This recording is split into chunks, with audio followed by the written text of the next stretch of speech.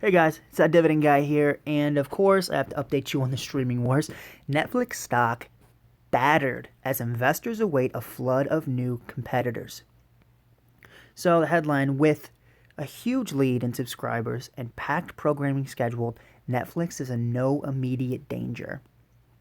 According to the article, Netflix stock has plummeted 25% since it's announced a dip in new subscribers in the United States. The competitive landscape has weighed heavily on the minds of Netflix investors.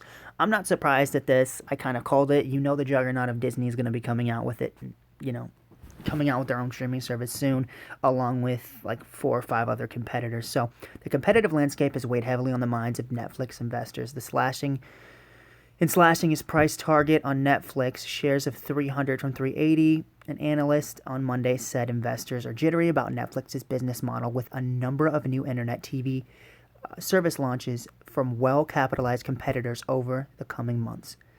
The gauntlet is daunting. Walt Disney's in the space with Disney Plus, which that streaming service is now offering Disney content, Disney Channel like Disney original movies, Disney Channel original content, along with Marvel, Pixar, Star Wars, and National Geographic content. Then Apple TV has a Jason Momoa project in the works, as well as rumored to be a Jennifer Aniston project and Steve Carell. Then AT&T has Game of Thrones. HBO has Game of Thrones, Baller, Sex and the City. Then Comcast, I'm not sure what they have yet. I haven't looked into their streaming service, but I know that they have DreamWorks content. NBC Universal has The Office and a couple of other really big shows. And then, of course, you have Amazon with Amazon Prime and then Roku. So, the first hint of what this means for Netflix and its investors could come October 16th when Netflix has to report their third quarter earnings. So,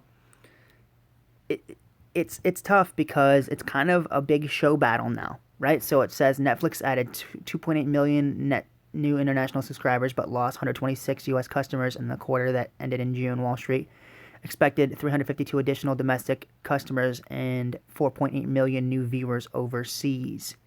So it it shows like kind of the bearish and the bullish. So Netflix has a lot of great content coming out for its original stuff like Stranger Things, Game of Thrones, Grey's Anatomy, and Scandal creators signed on for more than 100 million. So and they just did a 5-year deal to secure episodes of Seinfeld on their platform until 2021.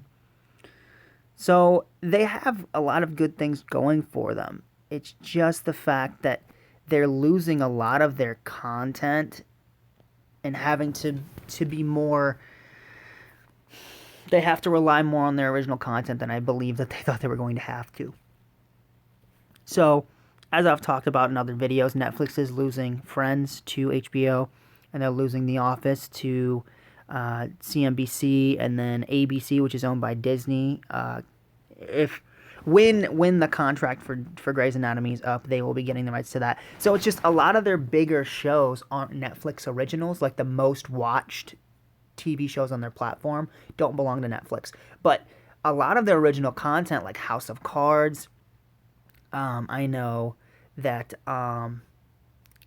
Stranger Things is super big.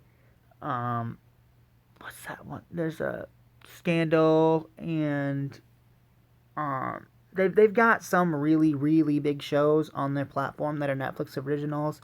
So they have some things going for them. It's just the amount of competition is kind of overwhelming. But again, you're the biggest dog in the space, so they have the biggest subscriber count. But I just wonder, come next month, I'll give you guys the exact number of people who left Netflix and signed up for Disney Plus. Some people might stay with Netflix. Like, they do have a lot of good content. It's just they're losing a lot of flagship shows, but they're trying to do their best to counteract that. They have a deal with Nickelodeon. They're pumping out new regular content. They have kind of like cult following old movies that they're bringing back. So they're doing a lot to help themselves. It's just they have the Mouse House coming after them, and Disney does not mess around.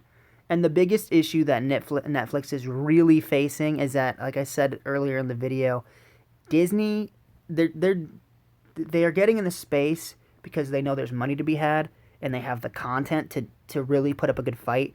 But Disney's business model is not 100% dependent on this streaming service. You see what I mean? AT&T's business is not 100%, depending on HBO to be a success. They have different businesses. They're diversified, where Netflix is, this is all they have. So I think that's Netflix's biggest downfall in this streaming war, is that this is all they have, which they are one of the, I mean, honestly, they're the biggest streaming platform, so they've done very well. But the problem that they have is the content that they have licensed out is eventually going to leave, and they're going to have to keep subscribers or keep shows on that are going to really keep subscribers on their platform. And with some of their biggest shows on their way out within the next, 5 to 7 years, it's going to be really hard for them to sustain not only the growth that they've had because of the competition, but just keeping people on their platform and not going to a different service. So I'll keep you guys updated on the content on each streaming service, and I'll give you the numbers for Disney Plus as well. But remember, it's been that Dividend guy. Super excited to see what happens in Netflix and how the whole space gets shifted once these new players come into the fray. So remember to hit that subscribe button, and when you hit subscribe, hit the bell icon so you can be notified of all the new uploads on this channel. Remember, I do my Robinhood dividend investing journey. I do the streaming wars. I do Instagram photo reactions. And then I also have stocks you can buy and hold, and good quotes from investors. I have a lot of stuff coming, so thank you guys so much for watching. It's been that Dividend guy, and I will see you in the next video. Thanks for watching.